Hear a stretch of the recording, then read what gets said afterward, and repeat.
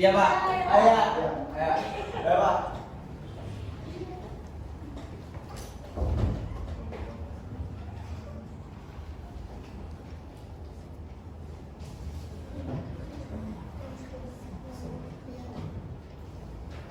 Baik, Assalamualaikum warahmatullahi wabarakatuh. Waalaikumsalam. Alhamdulillahirabbil alamin. Wa bihi nasta'in ala umuri dunya wassalatu wassalamu ala asyrofil anbiya'i wal mursalin sayyidina Muhammadin Allahumma shalli wa ala alihi wa sahbihi amma ba'du. Alhamdulillah kita bisa berkumpul dalam pembelajaran minggu ini. Sebelumnya Bapak izin mengabsen.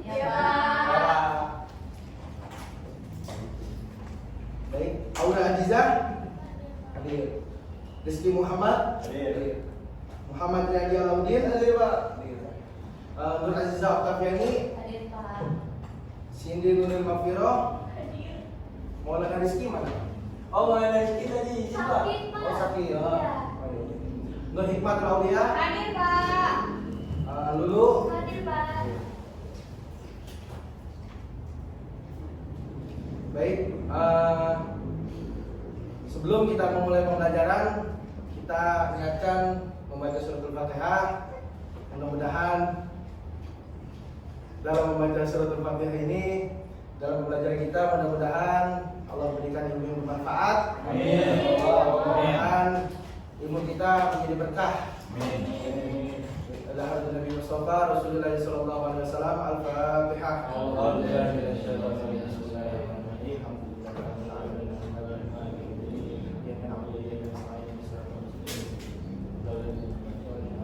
Amin amin ya rabbal alamin. Baik, ada yang masih ingat anak-anak pertemuan minggu kemarin kita membahas tentang apa? Tentang apa? Lupa Pak. Lupa. Ya, saya ingin mengingatkan lagi. Minggu kemarin kita sudah membahas tentang fikih, yaitu tentang apa? Tentang toharoh, yaitu bersuci. Bersuci. Ya, 3 pertemuan kemarin kita sudah membahas. Alhamdulillah di pertemuan kemarin kita sudah habis pembahasan itu. Sekarang kita insya Allah akan membahas tentang kurban. Kurban. Ya, tentang kurban. Baik, Riyadi, tolong. Iya Pak. Ayo.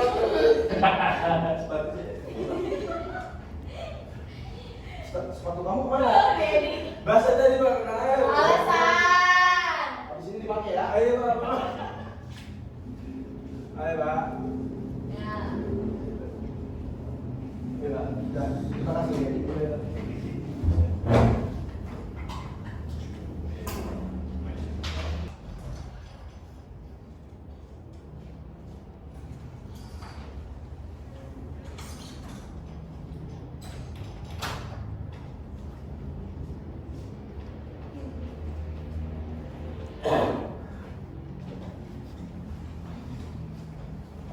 Ada yang bisa bacain tentang apa? Tentang kurban dan akikah. Nah, ini ada beberapa. Kita tentang kurban dan akikah ini ada beberapa tahap-tahapnya untuk melaksanakan kurban dan akikah. Kita orang terus dulu ya. Iya Pak.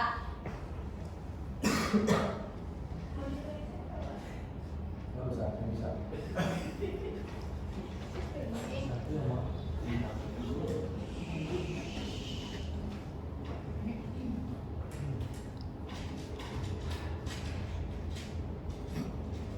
Bacakan tulisannya.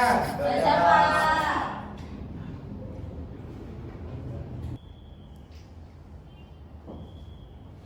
Baik anak-anak sudah membacakan di depan. Tentang Apa bacanya? kurban dan akikah. Oke, yang pertama, Ibadah kurban. yang kedua, Hukum kurban. yang ketiga, Sejarah ibadah kurban. yang keempat, Waktu dan tempat menyembelih kurban. yang kelima, Ketentuan hewan kurban. yang keenam, Pemanfaatan daging kurban. yang ketujuh, Sunnah dalam penyembelihan. yang kedelapan. Hikmah kurban. Oke, baik. Ini nanti Bapak jelaskan satu-satu ya. Ya Pak. Yang pertama tentang ibadah kurban. Kurban berasal dari kata qurba, yaitu dekat. Sedangkan menurut istilah syariat. Kurban berarti hewan yang disembelih dengan niat beribadah untuk diri kita mendekatkan diri kita kepada Allah Subhanahu wa taala dengan syarat-syarat dan waktu tertentu. Disebut juga dengan udhiyah, yaitu hewan penyembelihan. Dan yang kedua, hukum kurban. Hukum kurban, sebagian ulama berpendapat kurban itu wajib, dan sebagian lain berpendapat kurban itu sunnah muakkad. Alasan berpendapat wajib adalah dalam firman Allah Subhanahu wa taala Quran surat Al-Kautsar ayat 1 sampai 2 yang berbunyi Bismillahirrahmanirrahim, Inna a'taina kal kautsar fasholli li rabbika wanhar. Yang artinya kami telah memberi engkau ya Muhammad akan kebajikan yang banyak, sebab itu engkau pada hari raya haji karena Allah dan sembelihlah. Quran surat Al-Kautsar ayat 1 sampai 2. Dan ada sabdanya Nabi Muhammad SAW, Bismillahirrahmanirrahim, man kana lahu sa'ah wa lam yudahi fala yaqrabanna musallana. Yang artinya barang siapa memiliki kelapangan rezeki tapi ia tidak menyembelih binatang kurban, maka jangan sekali-kali ia mendekati tempat sholatku. Gitu. Sedangkan apa alasannya? Apa alasannya? Ulama berpendapat bahwa hukum kurban itu sunnah muakkad.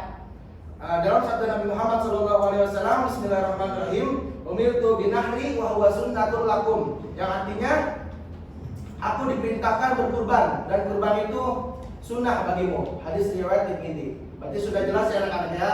Ada di dalam wajibnya itu ada di dalam surah Al-Kautsar ayat 1 sampai 2, dan sunnahnya itu ada hadis riwayat Tirmidzi tadi yang berbunyi Bapak sebutkan. Hukum kurban ini menjadi wajib apabila kurban itu dinadarkan menurut Imam Malik bin Anas. Apabila seseorang membeli hewan dengan niat untuk berkurban, maka ia wajib menyembelihnya. Yang ketiga, sejarah ibadah kurban. Di dalam Al-Quran sudah jelas ketika Nabi Ibrahim alaihissalam bermimpi putranya yang bernama Nabi Ismail alaihissalam sebagai persembahan kepada Allah Subhanahu wa taala. Mimpi itu kemudian diceritakan kepada anaknya yaitu Nabi Ismail alaihissalam. Dan setelah cerita, Nabi Ismail alaihissalam meminta agar ayahnya langsung mewujudkan di mimpinya itu, karena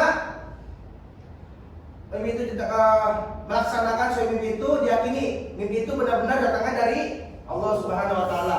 Sebagaimana dalam firman Allah Subhanahu wa taala Quran surat As-Saffat ayat 102 yang berbunyi Bismillahirrahmanirrahim, falamma balagha ma'us sa'ya qala ya bunayya inni ara fil manami inni adbahuka fanzur madza tara qala ya bati fa'al ma tu'miru satajiduni insyaallah minas sabirin. Yang artinya ketika anak itu sampai pada umur, ia sanggup bekerja bersamanya.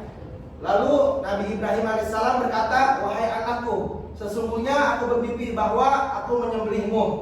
Pikirkanlah apa pendapatmu. Lalu Nabi Ismail alaihissalam anaknya menjawab, wahai ayahku, lakukanlah apa yang diperintahkan oleh Allah Subhanahu wa taala kepadamu.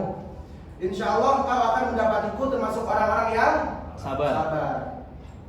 Dan setelah hari itu Nabi Ismail alaihissalam memberi keikhlasan dan menyerahkan dirinya kepada ayahnya yaitu Nabi Ibrahim alaihissalam untuk disembelih oleh ayahandanya sebagaimana persembahannya kepada Allah Subhanahu wa taala.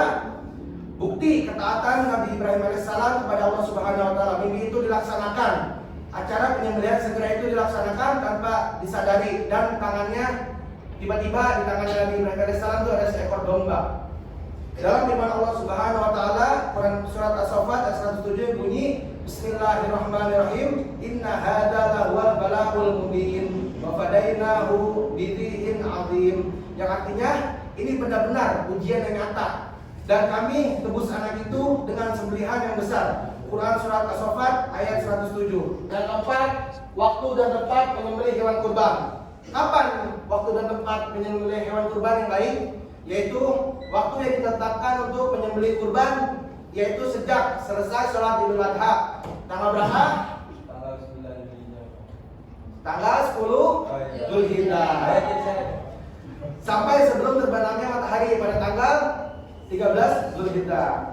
Dari sabda Nabi Muhammad SAW, "Man kana dhabiha qabla an tusalli falyat biha makanaha akhra." Muttafaqun alaihi. Yang artinya, barang siapa menyembelih hewan kurban sebelum kita sholat, maka hendaklah ia menyembelih yang lain sebagaimana gantinya. Tempat menyembelih sebaiknya dekat dengan tempat melaksanakan sholat Idul Adha. Hal ini sebagai sarana untuk syiar untuk umat Islam.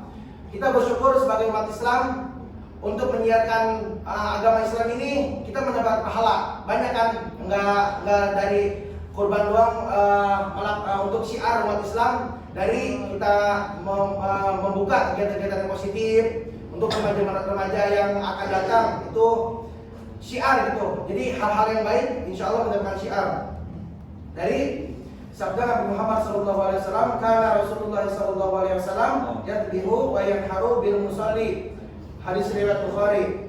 Nabi Muhammad SAW biasa menyembelih kurban di tempat melaksanakan sholat Id. Nah, itu kenapa kita dianjurkan menyembelih hewan kurban di dekat tempat sholat Id? Karena Nabi Muhammad juga melakukannya. Gitu. Kita itu termasuk melakukan sunnah-sunnahnya Nabi kita, Nabi Muhammad SAW. Yang 5, ketentuan hewan kurban ya. Nah ini hewan apa aja yang ditentukan sebagai untuk hewan kurban, dan umur berapa aja hewan kurban itu yang boleh dikurban. Yang pertama, di dalam firman Allah, Bismillahirrahmanirrahim, "Walikulli ummatin ja'alna mansaka liyadhkuru rusmallahi ala ma razaqahum min bahimatil an'am." Yang artinya, dan bagi tiap-tiap umat telah kami syariatkan penyembelihan kurban supaya mereka menyebut nama Allah terhadap binatang ternak yang telah dirizkikan Allah kepada mereka. Hadis Quran surat Al-Hajj ayat 34. Hewan yang dimaksud adalah yang pertama onta, yang kedua sapi, yang ketiga kambing atau domba. Domba. Terus yang keempat apa? Kerbau atau Sapi. Nah, hewan tersebut dapat dijadikan hewan kurban dengan syarat yang pertama telah cukup umur. Yang kedua tidak cacat. Misalnya pincang, bengek, sedangkan kurus. Bengek kadang kan kita mau kurban ada yang keluar iler, batuk, bengek itu penyakit. Bukan itu. Sangat kurus juga tidak bagus untuk berkurban. Pincang, walaupun pincang satu kan masih ada kaki 3, itu nggak boleh. Karena itu syarat untuk berkurban. Ketentuan cukup umur nih. Pertama, domba sekurang-kurangnya berumur 1 tahun atau lebih lama tanggal giginya. Jadi ini tuh mengikuti ketika giginya ada berapa tahun. Jadi enggak. Jadi ada misalkan udah 4 bulan baru boleh, 5 bulan atau setahun gitu. Jadi kayak bayi gitu ya, Pak. Iya, kayak bayi. Udah giginya belum paten. Enggak boleh kan makan gorengan? Ya maksudnya makan yang keras-keras. Iya, Gitu. Yang kedua, kambing biasa sekurang-kurangnya berumur 1 tahun. Yang ketiga, unta sekurang-kurangnya berumur 5 tahun. Yang keempat, sapi atau kerbau sekurang-kurangnya berumur 2 tahun. Dan seekor kambing atau domba hanya untuk 1 orang. Dan sapi, unta atau kerbau disunahkan masing-masing untuk 7 orang. Nah, yang keenam, pemanfaatan bagi kurban. Ibadah kurban bertujuan untuk mendekatkan diri kita kepada Allah Subhanahu wa taala yang memperoleh keridhaannya. Dan selain itu juga ibadah kurban merupakan ibadah yang sosial untuk menyantuni orang-orang yang lemah dan yang kurang mampu. Daging kurban sebaiknya dibagikan kepada fakir miskin masih berupa daging mentah dengan ketentuan nih, berapa nih ya. Yang pertama 1/3 untuk yang berkurban dan keluarganya. Yang kedua 1/3 untuk fakir miskin. Yang ketiga 1/3 untuk hadiah kepada masyarakat sekitar atau disimpan agar sewaktu-waktu bisa dimanfaatkan. Dari sabda Nabi Muhammad SAW, qala Rasulullah SAW, kulu wa'atimu wadakhiru, muttafaqun alaihi. Rasulullah SAW bersabda, daging kurban itu makanlah, sedekahkanlah, dan simpanlah. Apabila kurban itu sebagai nazar, maka daging wajib diberikan kepada fakir miskin. Orang yang kurban tidak boleh mengambil sedikit. Misalkan di saudara kalian ada yang berniat untuk bernazar kurbannya, bukan karena niat kurban ya, bernazar. Nah itu tidak boleh. Gimana nazar itu? Misalkan, saya kalau misalkan lulus wisuda tahun ini akan nazar berkurban sapi, gitu. Itu nazar namanya. Nah itu nggak boleh makan daging itu, kecuali cuma niat berkurban doang, nggak apa-apa. Gitu. Terus yang ketujuh, sunnah dalam penyembelihan. Pada waktu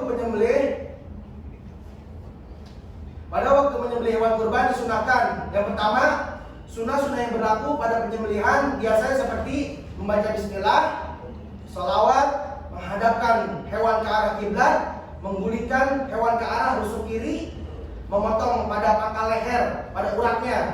Jadi kalau kamu di rumah besok berkurban nih, memotongnya tidak langsung ke urat. Nah itu tukang jagalnya asal motong, kesian hewannya, jadinya malah kesiksa. Gitu. Kan kalau langsung ke uratnya kan langsung mati, itu sah dagingnya halal.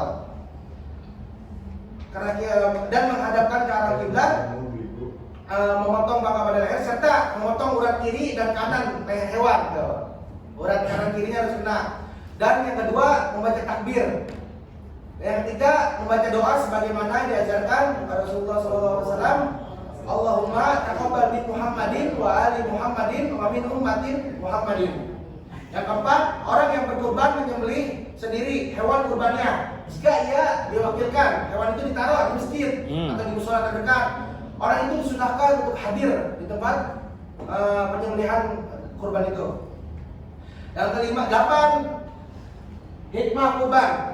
Hikmah kurban sebagaimana yang disyariatkan oleh Allah Subhanahu wa taala mengandung beberapa hikmah, baik penerima, pemberi, dan umumnya gitu. Ini ada beberapa hikmahnya. Yang pertama, bagi orang yang memberi, yang pertama menambah kecintaan kepada Allah Subhanahu wa taala, yang kedua menambah keimanan dan ketakwaan kepada Allah Subhanahu wa taala, yang ketiga menunjukkan rasa syukur kepada Allah Subhanahu wa taala, yang keempat mewujudkan tolong menolong, kasih mengasihi, dan rasa solidaritas. Bagi penerima daging kurban, hikmahnya ini yang pertama menambah keimanan kepada Allah Subhanahu wa taala, yang kedua bertambah semangat dalam hidupnya. Nah, ini hikmah bagi seluruh yang mendapatkannya. Yang pertama tuh memperkokoh tali silaturahmi, karena ibadah kurban itu yang tadi Bapak libatkan menjadi mendekatkan diri kepada Allah Subhanahu wa taala, melibatkan semua lapisan masyarakat. Yang kedua, menumbuhkan dan meningkatkan kesadaran beragama, baik bagi orang yang mampu maupun yang kurang mampu. Baik, apakah ada yang ingin bertanya? Anak-anak? Pak Iji. Ya. Oh, tidak baik.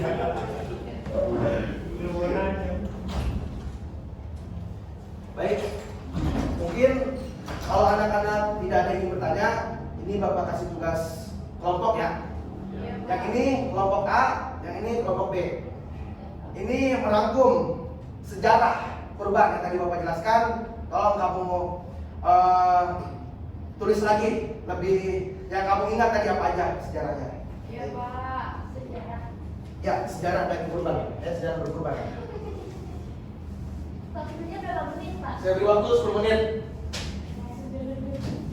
Ini nanti dipresentasi Pak. Enggak, nanti satu-satu membaca dari tempatnya. Oke Pak.